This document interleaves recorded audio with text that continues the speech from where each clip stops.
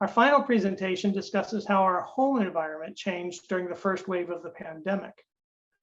Konja Sahar, from the Turkish Acoustical Society, examined how the noise and annoyance increases affected those in high occupancy places. Hi, I'm Konja Sahar from Turkish Acoustical Society, and today I will present our findings of a research project on noise annoyance in dwellings during the first wave of COVID-19 in Turkey. This research was conducted by Ayça Şentopdümen and myself. In a nutshell, we would like to discuss the effects of pandemic on people's perception of noise conditions in their dwellings.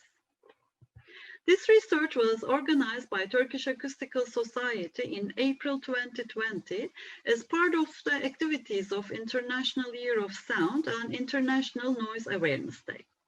The research aim was to assess how noise conditions have changed and how occupants perceived the noise conditions inside the dwellings during the first wave of the pandemic. We did an online survey, and additionally, environmental noise levels were measured during weekdays and weekends at 2 different locations in Istanbul, and we compared the results before the pandemic results.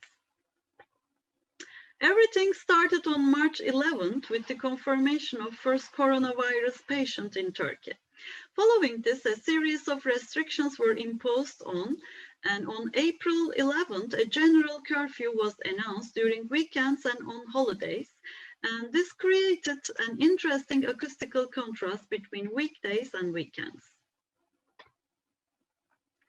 So here you can see the measurement results in comparison with the 2017 results. The first location was close to a main road, and 2 decibel decrease has been observed during the partial lockdown, while almost 8 decibel decrease was observed during the total curfew time. The second location was surrounded by a greenery. Here the drop was around 2 decibel during the partial lockdown.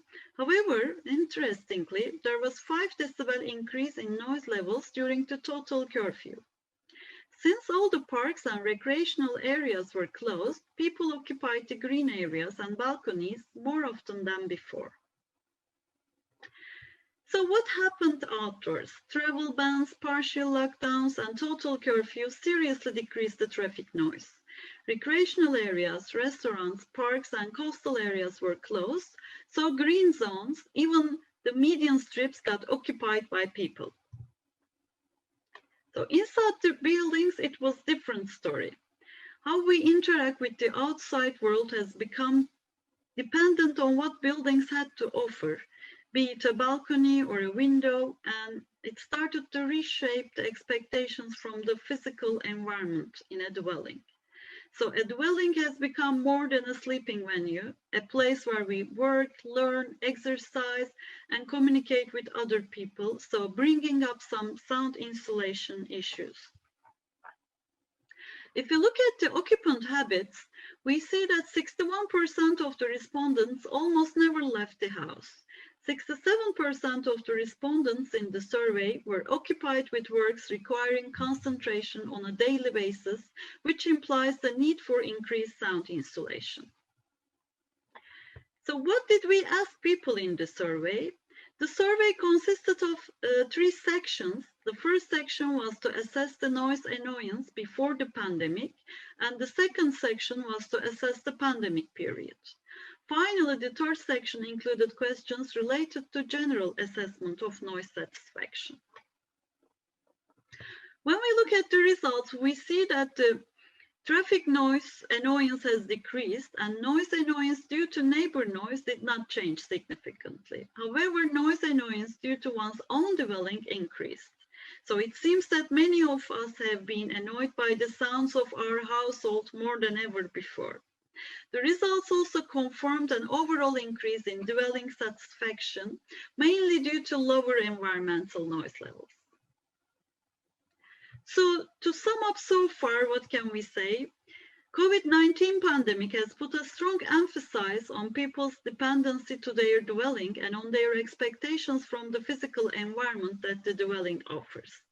While architects search how to adapt the buildings to these newly emerged needs, we should be rediscussing acoustical needs and sound insulation requirements.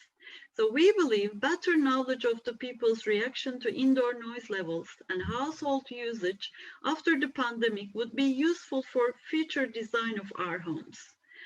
The indoor noise and acoustic consideration in general attract little attention during project planning and designing stages by designers, contractors, even home buyers. But after all these new experiences, it might even affect our choices when we are renting or buying a house. So thanks for listening and hope to see you at the conference.